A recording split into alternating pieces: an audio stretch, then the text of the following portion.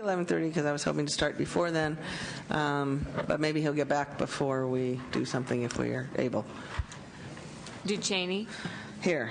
Dutton. Here. Alquist. Ashburn. DeSaulnay. She's in Riventas. Harmon. Huff. Here. Leno. Here. Liu. Lowenthal. Maldonado. Negrete McLeod. Here. Padilla. Here. Semidian. Here. Right. I know he's not here. We have 8. 1, 2. Okay. Well, let's see what we can do, members. Members, I apologize for the delays on the caucus. I know several people have commitments at noon. And my thought is we do, if everybody has an afternoon calendar that's clear, that maybe if we kind of get stuck, we could recess and come back at 1:30 and not in order to get other people. So we may do that anyway, just for add-on votes also if necessary. If that's good with everybody, we'll do that. I apologize. Okay, let's start with the emergency management, page 3. Again, members, this is like yesterday's, pretty much a vote-only calendar.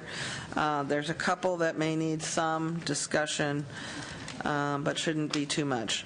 Item 1, members, under the Emergency Management Agency, is trailer bill language to extend the time ports have to complete their security projects from June of this year till for 2 years due to the fact that there were delays in the issuance of the bonds a few years ago. Nobody's been able to get their project started, and I'm seeing no objection. Anybody down there have an objection? Okay. Seeing no objection, 1, 2, 3, 4, 5, 6, 7, 8. All present, 8-0. That. Do you want to do an initial? Oh yeah, let's do a roll call. Sorry. Okay. Good thinking. Ducheney. Here, aye. Dutton. Aye. Alquist. Ashburn. DeSaulnay. Aye. Harmon. Huff. Here, aye. Leno. Aye. Liu. Lowenthal. Maldonado. Negrete McLeod. Padilla. Aye. Semidian. Aye. Right. We have Okay, we have 8-0, so that measure is adopted, but will remain on call for other members. Okay, this one. This isn't the other thing. Okay, Department of Alcoholic Beverages. This is a technical language issue. Finance, was this your? I think this is technical language where we need to swap out some funds that, right, Finance? We hadn't actually talked about this, but it came up as a technical issue, and we thought we'd try to Scott Sanders, Department of Finance. Yes, this is a technical issue, language issue. These were unreported federal funds that need to be appropriated to the department.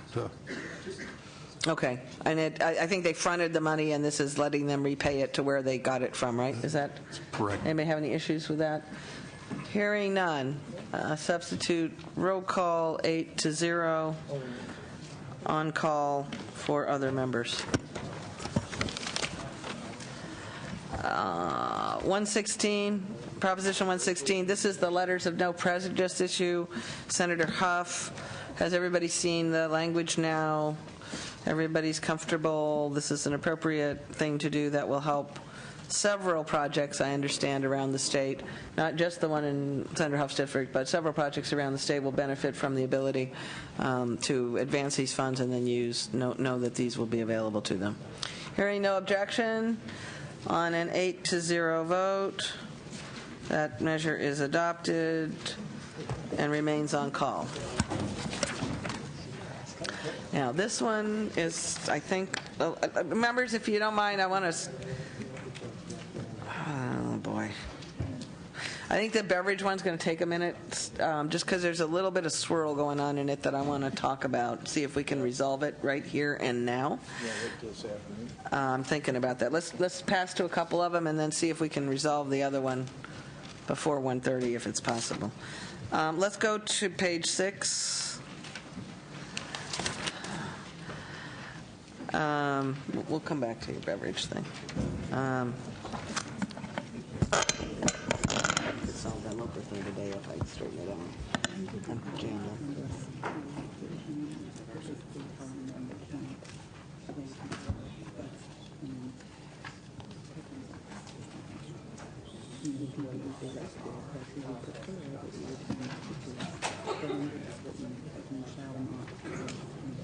I thought we just talked about that in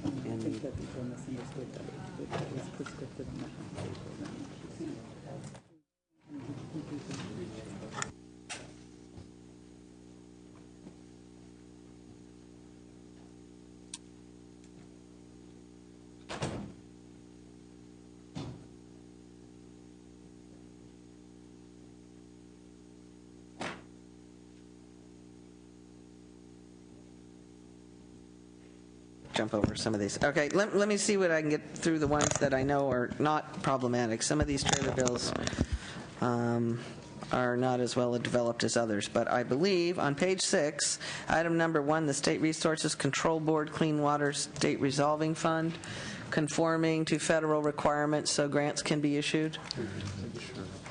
Madam Chair, I just want to make sure there wasn't any last-minute carve-out or anything, was there? I mean, was there an amendment put in there to... No. For any There was preferential discussion, I believe, with some cities who were concerned about Right. how it was done. I believe they talked with the board, but no, it was left to the board, I think, to do the guidelines. Is that correct, Senator Leno? Yeah. The board was left with discretion to do guidelines. I think some people expressed concerns about some processes used the previous time. Is that fair? Senator Leno? So with regard to the question raised by Senator Dutton, there was a stakeholders meeting in my office yesterday. Number of folks there, Pro Tem's officers represented, Senator Perdilla's office, representatives from the San Francisco PUC and cities of Los Angeles and Sacramento, along with the State Water Resources Control Board. And it's my understanding that the board is committed to work with these parties after this action today. Okay. I find the chair's broken. You talking about Denise?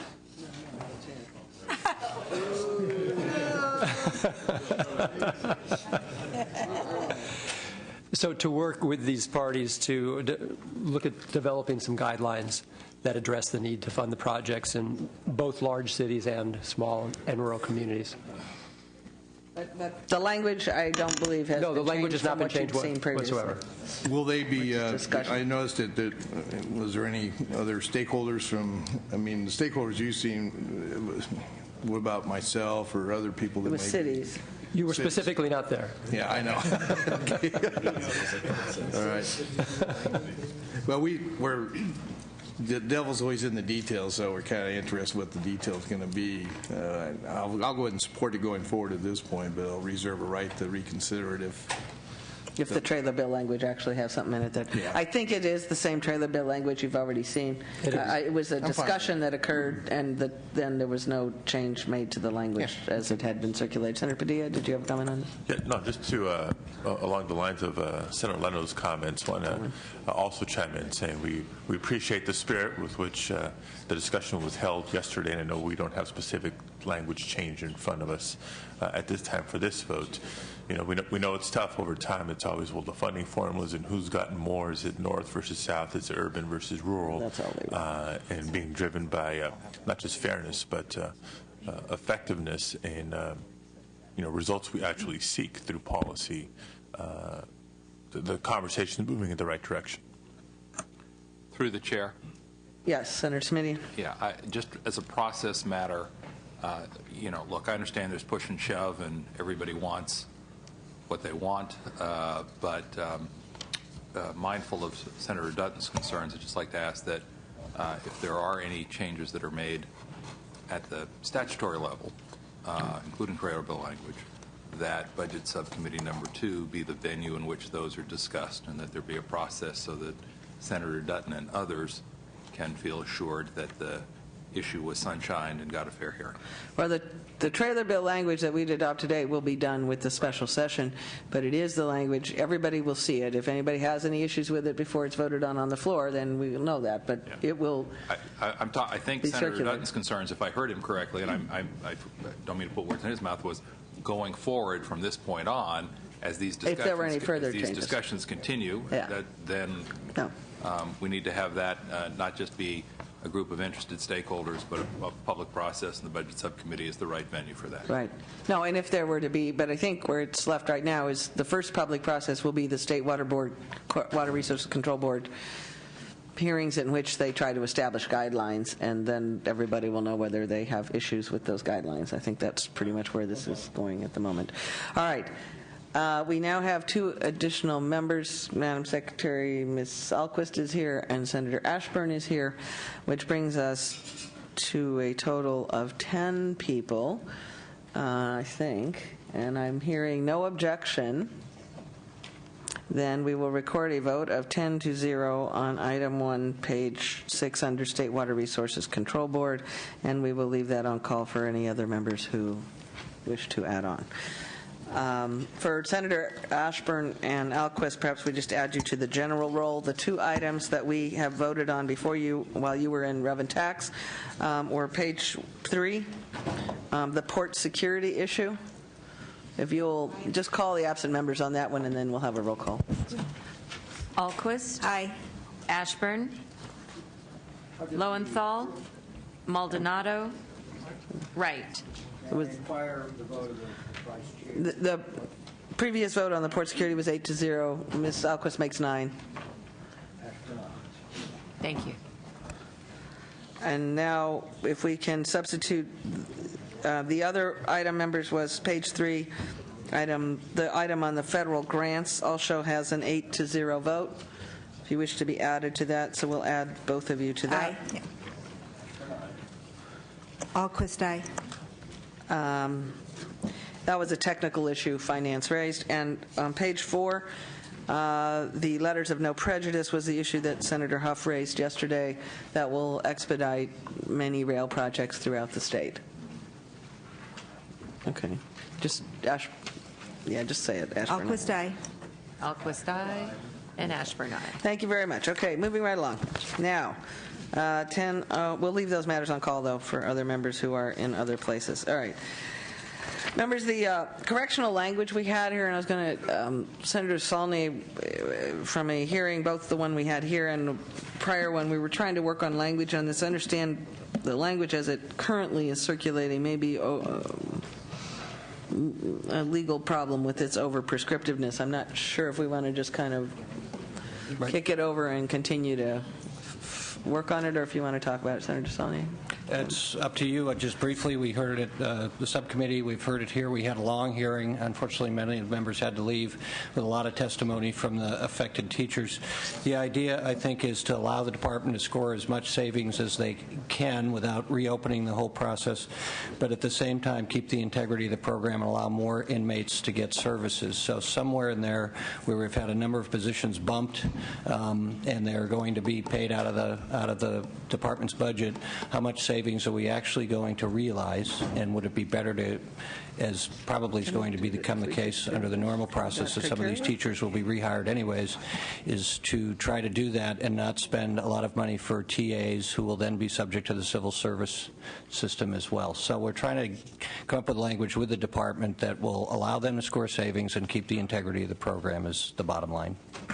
I think, Senator, maybe and I'm looking at the recommendation, and I'm wondering if what the department and folks would think, if as direction to staff in trying to draft this, again, subject to all of everybody sees it when it's the detail part, is that we said would allow them, if we give permissive authority to the department to do half days, if that's a problem right now. I mean, what is it that is stopping them from being able to maybe do some of the things that folks have suggested, whether it's, substituting back in real teachers for TAs, whether it's if shortening days or shortening school years would help that.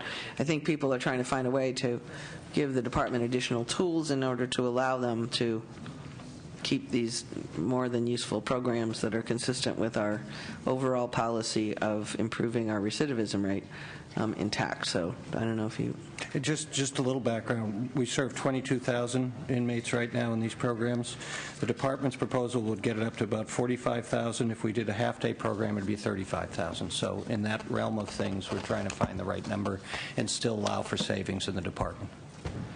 Department, you got a comment or a thought or Sure. Thank you for the opportunity. Elizabeth Siggins, the Chief Deputy Secretary for Adult Programs for CDCR, and I'm here with Dave Lewis, our Deputy Director of Fiscal Services. In terms of your question about what additional tools the department might need to proceed with this, I think that there are a couple of different issues on the table. The first is the layoff plans and what we can achieve through savings. And part of what we wanted to clarify is that any change to the layoff plan at this point would virtually eliminate any savings for the current year because we'd have to go back and redo the layoff plan, which takes many months to complete, as we've seen. So then we can just stop you from hiring the TAs, and then you'll have all kinds of savings, but we'll have no program? Is that where we're at? If you were to stop us from hiring the TAs at this point, and we weren't to backfill those with additional teachers, we would have more savings than we'd identified, but yes, we would serve a lot less people than we had planned. So what we did when we lost the money out of our budget was try to come up with some new models for providing education that would maximize the number of inmates that we could actually serve. So we came up with what right now are 5 different academic models that serve people in different amounts of time during the week, depending on what their reading level is. That allows us to provide access to education for a lot more per teacher than we currently are, because they'd have the assistance of a teaching assistant who would help with the paperwork, grading, et cetera, allowing the teacher to really focus more on teaching assistance. If we're not able to take the teacher, put in the teaching assistants, we could not significantly increase the capacity of the numbers of students that we would teach. And if we looked at the language, for instance, it was currently drafted, which sort of said we'd go to a half day, assuming it was 27 inmates in the morning and 27 inmates in the afternoon. That's about 40%, based on rough numbers. Obviously, we haven't had a lot of time to do this analysis, but about 40% less than what we could serve doing our models. So it's a significant reduction in capacity if we don't proceed with these new models. Senator Sawley? Well, I guess the real question is how much are we going to actually save if we just go ahead, and how much could we prospectively save? Either just telling you can't hire the teachers' aides, and then the second question is the integrity of the program. We put more people through the program, but what's the anticipated success rate? You can put this on. Okay, so let me take the first, and I'll probably have Dave help me with the savings. There's current year savings for what we'll be able to do given how many months are left of the fiscal year if we assume that the layoffs still became effective March 1. But Elizabeth, could you be more specific as to how much? So we're not going to capture the total amount, knowing it's a little back of the envelope. But because of the bumping process, you're not going to achieve the savings you thought you were going to. Okay, so there are 2 different issues still, though. Do you want to talk about the cash savings? Well, I think there's an issue here where you're discussing actual cash savings to the department as far as reducing total overall expenditures, as opposed to saving in the program in a budgetary sense. In a budgetary sense, I think, I can't remember exactly what the numbers are, but it's a pretty significant savings from laying off this the number of teachers for the remaining 4 months of the fiscal year. From a cash savings, there is some reduced effect due to the fact that we are, through the civil service process, we do have to provide placement opportunities to a significant number of teachers, and they have taken those many of those opportunities in filling vacant positions in the department, which may in fact reduce the amount of the net savings on a total expenditure level of the department. However, we only have so much authority in Program 45 that we can spend because of the reduction, the net reduction. So there's a little bit of confusion, I think, that we've created ourselves as far as the net total savings to the department. And that's a hard thing to calculate because it's based on what placement options they take, what that rate is compared to the rate they would have been paid as a teacher. Most of the options, the placement options, are significantly less costly, but we still are paying for a person in a position. So I don't know if we have a true number for that at this point, because we haven't finished the placement process.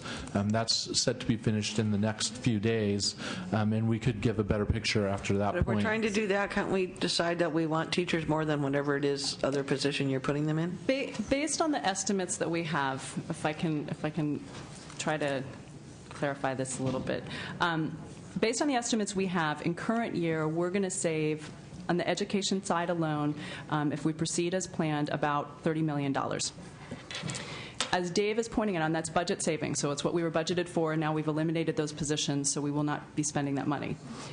However, as Dave has said, we have found placements for many of those people who are being laid off. So they will now go into another position somewhere else that was vacant, but it was a position that we had intended as a department to retain. Right. So it was a position that stays in our budget authority, but it may have stayed vacant for longer than it will be now because the placement is an immediate filling of that position. Right. So we lose what would have I guess been what some I'm trying to salary figure out savings. is whether I think any of those positions have a higher priority in our view than the teachers. Well, we still plan on keeping those positions, and those positions have No, not you been- plan on it, Oh. but if they're vacant, I might not plan on it. I'd take those positions, you put the teachers back, everybody's happy. Well, I don't know what vacant positions you're filling with them. I might be more interested in taking the vacant positions than having the teachers laid off. well, to be clear, I guess though, that's what I I'm mean, trying to get at here. And there's many different options available.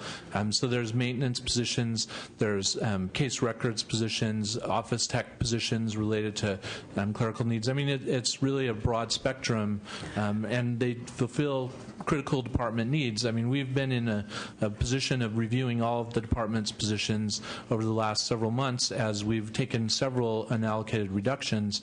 The education reduction is only one of the reductions that we've faced. So the department is currently in the process of reviewing almost every aspect of its operations to determine the appropriate position authority level, and I think that just to do an unallocated, in essence, another unallocated across-the-board cut would be very difficult for the department to I got absorb. that, but we already kind of did that yesterday, so, that's going to be a problem. But I guess what my concern is I think Senator Solani says what we're seeing is whatever the unallocated cut was universally, it appears to have hit rehabilitation services and education services harder than any other area, and that's not our choice of, at least it would not be our policy preference that be where those positions are.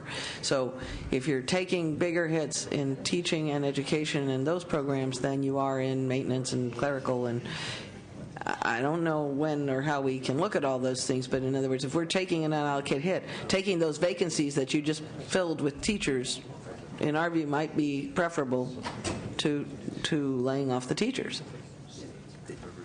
And I don't know how we get back to where we can figure that out.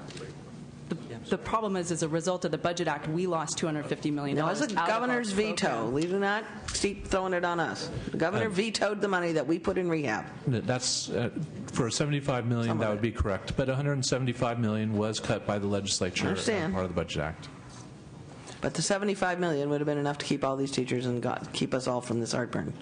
And we have sued the governor on your behalf, but we haven't had a resolution to that lawsuit yet. Madam Chairman, maybe I suggest that we hold this over.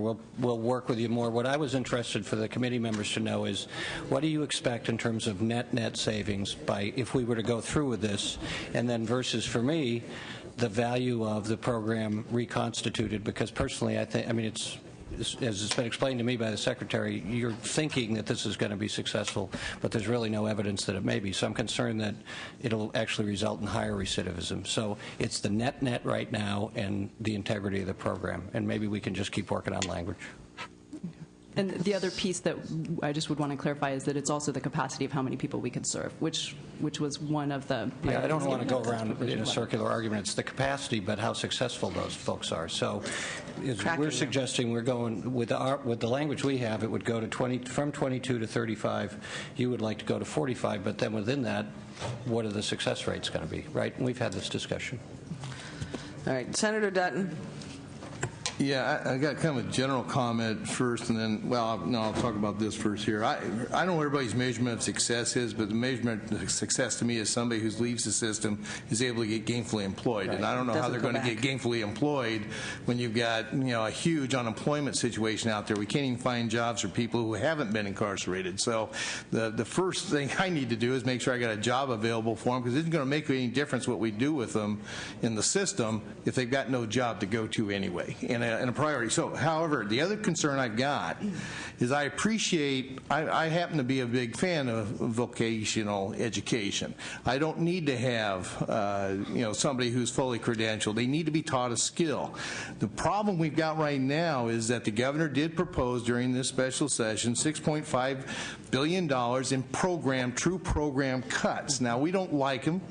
You guys don't like them. I appreciate that. Right now, what I've seen so far is that we're looking at about $1.5 billion in cuts. The rest of it is shifts and other types of theoretical tax increases that may or may not be real. And I got to tell you, people, it's just going to make even a bigger problem next year, and we're going to be right back in session after we're done here. So I don't like some of these things, but I got to tell you, this isn't that bad if they feel this is going to help them bring their costs down. And I think we ought to go with it. That's my opinion. Well, they're already doing it. What we were trying to do, Senator, was only try to figure out some language to help us get back. I mean, the problem... We're trying their hands. You're going to have to give them some flexibility. We got that. Unfortunately, their flexibility they had came up with a plan that a lot of us are uncomfortable with. So the issue was whether there's a way to pull the genie back out of the bottle. And I think your point about the jobs is well taken, and our concern mostly is that if people do not have at least the high school education that they're acquiring through this program, they are very, very, very unlikely to be able to acquire the employment that you pointed out, that we do want them to find employment. And unless we get them to read above the third grade level, it's unlikely that they would be able to hold that employment. So I think we can hold this over and see if we can enter in some more discussions about how to make this program whole, and I think that's the biggest concern everybody has, is whether the proposal will keep the program whole, and whether, your new proposal makes me concerned that you can get the same savings with the vacancies you're filling with the teachers, and we might better be served by having them teach than be filers. I'm a little... Well, I think to Senator Dutton's point, our point is we're going to get the savings. We want to get the savings. Yeah, we're not it's just trying how to best to undo do the that. savings. We want to so we're not figure out trying to where it comes equivocate from. on the savings. I just also want to make sure we're also spending our time trying to teach them a trade. I'm not, That too. The reality is they're not going to get a government job that requires a security clearance. They're not going to get a private sector job that requires a security clearance. That's reality. Right. And so what we need to do is help them develop a trade where they can go earn a living, and basically that's for the most part probably going to be in the construction industry and food service and some of those Landscaping areas. has been very productive. But that's what the reality is, and I don't know that I need a fully credentialed teacher in that aspect. I think we can do it another way. No, the vocational aspect so give is them some one. flexibility on letting them. But even for construction and landscaping jobs, they have to be able to read above a third grade level. And unless we get some of this part under control, they can't get to that part. So. And there's a lot of retired teachers out there or other people that aren't even credentialed that can actually help them learn how to read. So. Well, as long as they run the program that actually produces, as Senator somebody over there said. It's but the point is, can we get the results that show what level of this program and who doing it and however you do it? Can you get something, just as we hold our schools accountable for showing, are you making progress? Can we get accountability that we're seeing improvement and participation in all the vocational programs? I mean, some of the teachers here are vocational teachers too, and that's problematic as well. I think the point is we want to get the savings, but we don't want to be here in 3 years bumping TAs and rehiring teachers. We just want to get it right. So we'll endeavor to do that. Okay. We will continue to discuss that. Page 7, members. It's my understanding, these were the cash management issues we chatted about yesterday and days before. I understand we're making significant progress in these discussions with the controller and the treasurer. But I'm not sure the language is final yet. Are we at a stage where we can just say, yes, we want you to do this and keep working on the technicals of the language? Certainly the controller's news this morning made this easier, but we were at the place where we wanted 2 bills with flexibility both for April and for June. Is that where we still are? Jason if you could be patient, I can probably get done in about 5 minutes, and then we don't have to come back. From the Legislative Analyst Office. I don't think that the bills are finished, but I think that we're prepared to talk to you about the types of concept that the administration, the controller, and treasurer have worked on and that we have broad agreement with in our office I'm not sure, though, if you're ready to proceed now or you want to wait You until want to after do it, the or you want to see recess. the language? I think it will take a few minutes to talk about. This is Just kind one of a new second, though. On the concept. prior item, we Yeah. just passed over on that one? Yes. On the corrections item? Right. Okay. We held it, so. Yeah. Yes, Senator Simitian. I think you wisely at the outset of the meeting, when we were still trying to round up a quorum, suggested that it might make sense for us to try and hear things where we can take action, move product, get them off the agenda, and then come back later when we need to come back later. But given the struggle on timing and the desire to actually move things along, I would encourage you to stay with your earlier observation about let's try and take up things where we can actually move the agenda. Well, that's why I think this one is that candidate if you don't talk a lot. The question is whether all the staff has seen enough of the language and been in the discussions long enough that everybody's comfortable. I'm comfortable. I just want to make sure everybody else is comfortable with the direction You're of this referring to the conversation. cash management? Yeah, both items here, 1 and issues, 2. the two. We're comfortable with those. You're comfortable with where that's going. So if we adopt that today, subject to everybody seeing the final language, I think that my understanding is the discussion's going in the right direction based on our discussion yesterday. I think you're almost there. We would hope to see actual language by Tuesday. Is that an unrealistic expectation? All right. On that basis, we will adopt the cash management proposals on a placeholder basis, subject to seeing final trailer bill. Is that? Subject to seeing final trailer bill on Tuesday on a vote of, why don't you call the roll because there's too many new people here. Ducheney, Here, aye. Dutton, Aye. Alquist, Ashburn, DeSaulnay, Harmon, Huff, Leno, Liu, Lowenthal, Maldonado, Negretti McLeod, Padilla, Simitian, Wright. 10-0. And come back at 1:30 or Revenue will take some discussion here, and see that one you may want to wait on. well, I don't know. I mean, we can okay, here's the question, members. We can stop now and come back at 1:30 after everybody's assorted lunches are over if people are still going to be here after 1:30. Which my concern was if I was going to, how many more people I'd lose at 1:30 than I lost this morning. Senator Simitian? Well, I just have the practical conversation right out loud here. My understanding is that we've lost 2 Democrats already who are absent and will be. That leaves 8 Democrats. I believe it takes eight votes to move something out of committee. Is that correct? That means that if you lose a single Democrat on items that split up, I don't want to go through all that. I just want to know who's available at 1:30 and not. I'll make the count. I just need to know who's not here at 1:30. I'm here. That's all I'm trying to understand. I'm here. Okay. Well, if that's good, then that's fine. That solves the problem. So either we put everything over till Tuesday, not yet been acted on, or we can go through some of the shorter ones and not have discussion on them. That's, I guess, the question. Is that what you're... I can be here at 1:30, Madam Chair. I just the reason I raised the issue earlier is I just didn't want to come back at 1:30 after letting an hour and a half go by to discover that we didn't have 8 Democrats if there were items that were going to split along party lines. That would be the worst possible world. You were trying to get at, but that's why I was trying to take a head count on who's here. Madam Chair, even though I will be here tomorrow, I might suggest... We are not going to be here tomorrow. No, I will be here in the building tomorrow because I have a committee hearing that I'll be in. But I might suggest it might be more prudent just to move this over till Tuesday, along with the other items. Okay, I was not our decision. I'm sorry. This is just because I knew we could get done by 12 if we had started at 10:30 as I initially proposed. And I would agree with that. But and so if everybody's okay with it, I believe Senator Alquist can return as well. We will recess to 1:30 so that we don't have so many things left over till Tuesday. We will not meet tomorrow, members.